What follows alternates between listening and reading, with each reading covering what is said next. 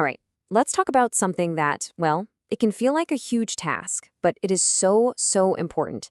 Building a medical emergency plan for your family. And not just any plan, but one that you can actually rely on when things get serious. So picture this. You call for help, but what if it's hours away? It's a scary thought, right? But during a big storm, a power outage, you name it, help can be delayed.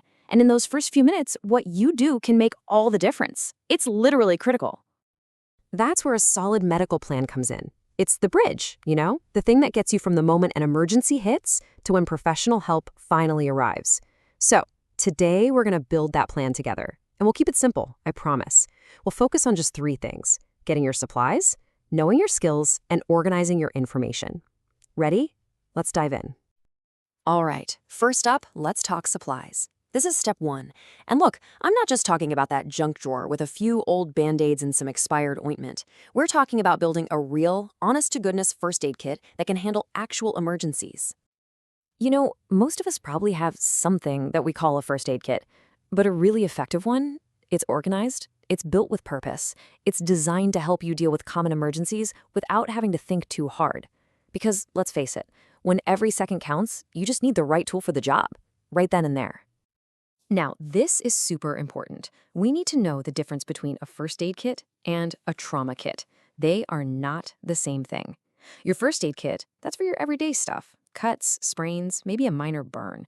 But a trauma kit, man, that has one job and one job only: to stop massive, life-threatening bleeding. You've probably heard of the golden hour in trauma care. It's that window where you can save a life. A trauma kit is built for that exact moment. So, what should you have at home? Honestly, for real preparedness, you want a mix of both. You want to cover all your bases. You need the simple stuff like bandages and ibuprofen. You need things to help with sprains like splints. And you absolutely need that critical trauma gear, like a tourniquet. It's about being ready for anything, from a scraped knee to something much more serious. Okay, so you've got all this great gear. Awesome. But let me ask you this. What good is a toolbox full of professional tools if you have no idea how to use them? Not much, right? That's why this next step, knowing your skills, is, in my opinion, the most important one of all. And listen, you do not have to be a doctor to save someone's life. Take hands-only CPR. It's so, so simple. Step 1, call 911. Step 2, push hard and fast in the center of the chest. That's it.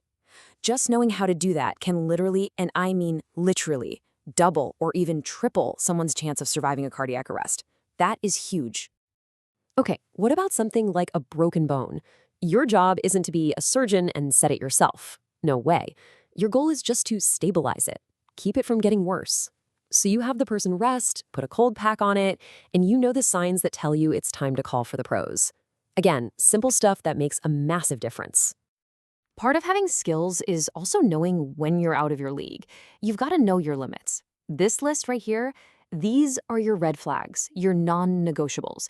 If you see any of these things happening, you don't think, you don't wait, you don't Google it, you pick up the phone and you call 911 immediately. No hesitation. All right, on to our third and final pillar. And this is the one that, I gotta be honest, almost everyone forgets about. It's all about organizing your information. Because when you're stressed out, you won't remember the details. You need it all written down and ready to go. And I'm not just talking about a sticky note with a few phone numbers, a real family medical emergency action plan. Think of it like a playbook for your family in a crisis. It's the one document that tells everyone what to do, who to call, where to go. It gets everyone on the same page. And this right here is a perfect example of a really critical point. We live on our phones, I get it, but what happens when the power's out or there's no cell service? Your phone becomes a brick. That's why having a physical, written-down copy of your key info is absolutely non-negotiable. A little card like this in a wallet or a kid's backpack, that's gold. Okay, let's talk about medications. This is another huge piece of the puzzle. If you store your meds the wrong way, especially during something like a power outage, they can become useless, completely ineffective. And we're talking about life-saving stuff here. Some need to be kept cold, others, like EpiPens, have this very specific sweet spot for temperature. You have to know this stuff. Okay, I know. I can feel you thinking, wow, this is a lot. And you're right. We've got supply checklists, skills to practice, documents to fill out, med schedules. It's easy to feel overwhelmed. So the big question becomes, how do you actually manage all of this? How do you create a system that's easy to use when you're stressed and your mind is racing? Well, that's exactly where a dedicated tool can be a game changer. It can take all these separate pieces and turn them from a messy pile of papers into a single, organized, dynamic system. So let's check out how an app like Prepared Pathways helps you take everything we just talked about and put it into action. So remember those first two pillars we covered, supplies and skills? The checklist feature in the app tackles those head-on. But it's not just a boring old list. It actually walks you through it step by step so you don't miss a thing. And it even has little videos to teach you what you need to know as you go. And that medication storage chart we looked at, the one that looked kind of complicated, the tracker here makes that whole process way simpler. You can log every single medication, track when you need refills, and, this is key, make a plan for what to do with your refrigerated meds if the power goes out. It's all about making sure they're ready when you need them. Remember that physical emergency card? This is basically the digital version of that. All your important numbers are in one spot. Doctors, the pharmacy, poison control, even that out-of-area contact for big emergencies.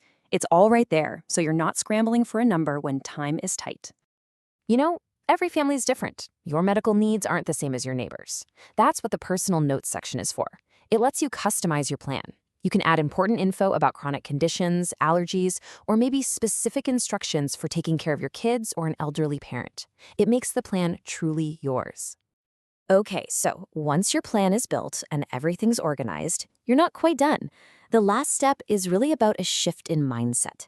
It's about seeing preparedness not as a project you finish, but as an ongoing habit. It's all about simple, regular upkeep. And this right here, this is probably the single most important thing to remember. Your plan is not a set it and forget it kind of deal. It's a living document. As your family changes, as your needs change, your plan needs to change right along with it. And it doesn't have to be complicated. Just create a simple little routine. Maybe twice a year, you check expiration dates on your supplies. When you change doctors, you update the contact info. It's these small, manageable habits that keep your plan from getting stale and ensure it's actually ready when you need it. Look, at the end of the day, this isn't about being scared. It's about feeling empowered. It's about knowing you have what it takes to protect the people you care about most.